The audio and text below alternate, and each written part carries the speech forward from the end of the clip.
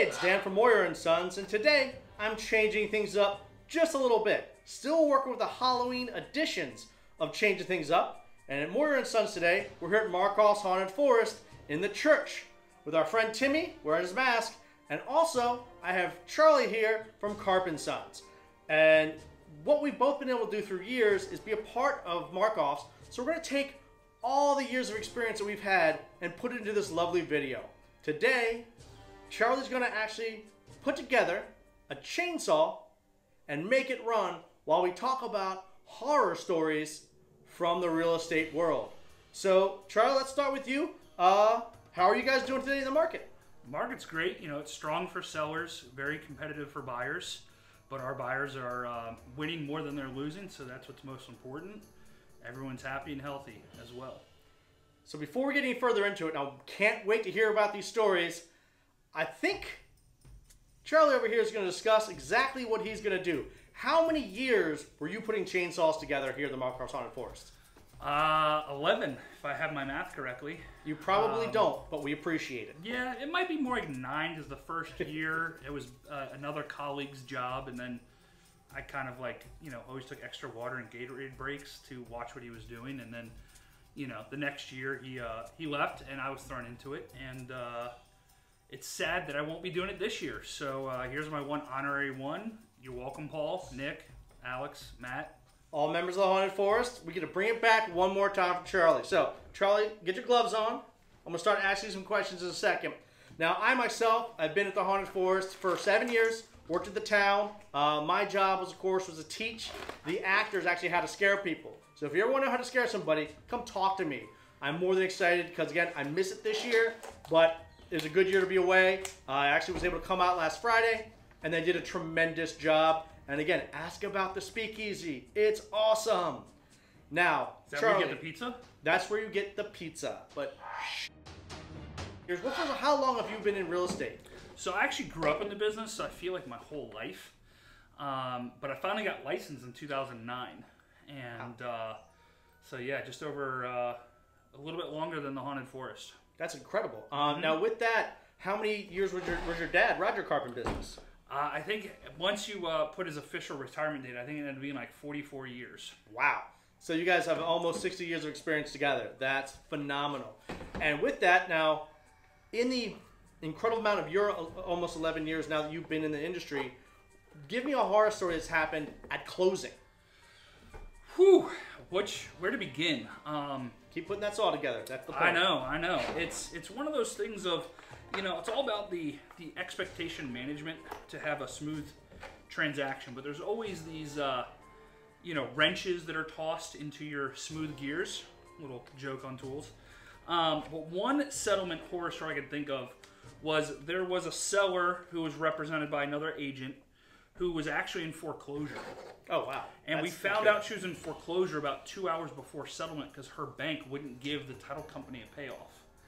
And she demanded at settlement, without advance notice, that she could live in the house for free for 2 weeks, which wasn't going to work for my buyers. Probably had a mover sitting there ready to go. Exactly. And so what we ended up doing is we gave her a 2-day rent back. And basically, at the end of the 2-day rent back, she was supposed to be gone from the property at 5 p.m. So we got there at 5:30. And she had locked all the doors on the exterior of the house and left the garage door unlocked. So we were able to gain access to where she discovered, or where we discovered, she wasn't actually packed at all. She was still in the house. So she had a full house? Full house.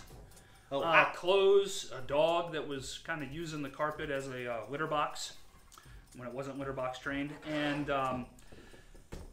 basically I ended up calling the cops about 7:30. And the cops had to actually have her removed because she wouldn't abide by the agreement. So one thing that you can always learn is that when you have a post-occupancy agreement, it does not mean it's a lease. So a person in that occupancy agreement doesn't have the same rights as a tenant would. An open house, and kind of what is an interesting horror story as you walk into a house that you've been a part of? I've walked into open houses that I'm hosting where it smells of, you know, too many pets in the house, burnt food.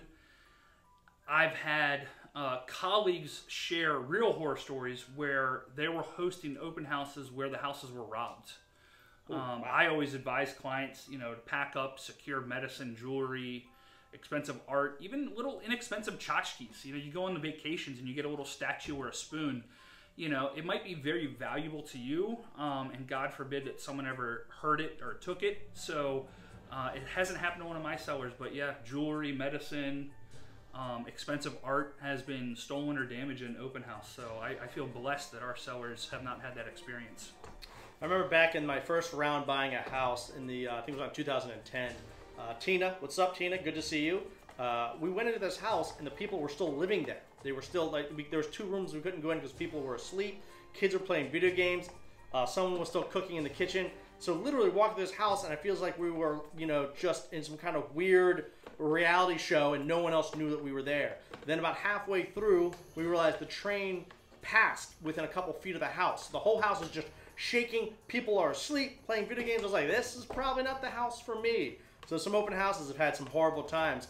I saw another one where there's a small hole in the top of the house. This is a foreclosure. And gone from a small hole and all the rain come in, taking out the 2nd floor, the 3rd floor. You can see from the top floor all the way into the basement. They're still trying to sell that house. Fortunately, the market's completely different nowadays. Now, in that thing, you've had a settlement that kind of went awry. You've heard about something horrible happened in an open house. Now, with title is something that is specific title insurance. What kind of horror stories do you have from the title world? So obviously I'm not a title agent or attorney, so those folks will definitely have a lot more horror stories because that's their frontline business. I've definitely heard horror stories. One of my first sales meetings back in, gosh, that was probably, August of 2009. A colleague who I'm still friends with was telling me that a settlement he had the week before, the buyers called him and said, hey, there's a DC police officer and there's a representative from the court saying that we are foreclosed on our house. Ooh. And, basically it was resolved because they had title insurance that they bought at settlement. And, it's one of those things of that's really scary of, you just spent a lot of money on your first house and all of a sudden someone says that you don't own it. Other scary things that can happen when you don't have title insurance is, let's say you bought new construction. Well, 1, are all the contractors and subcontractors paid?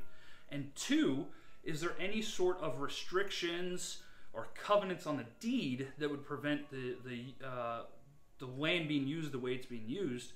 Which, obviously they're not going to come bulldozer your house, but they're definitely, be looking for a big check. So, title insurance is a one-time fee when you buy your house that I always recommend to clients. They just get because you could be out a lot of money later. Now, before we check to see how your work is after a year of kind of being away, if someone's looking to buy or sell a house and they want to get a hold of you, what is the best way of contacting you? Be my cell phone, whether it's a phone call or a text message, which is 301-802-6674.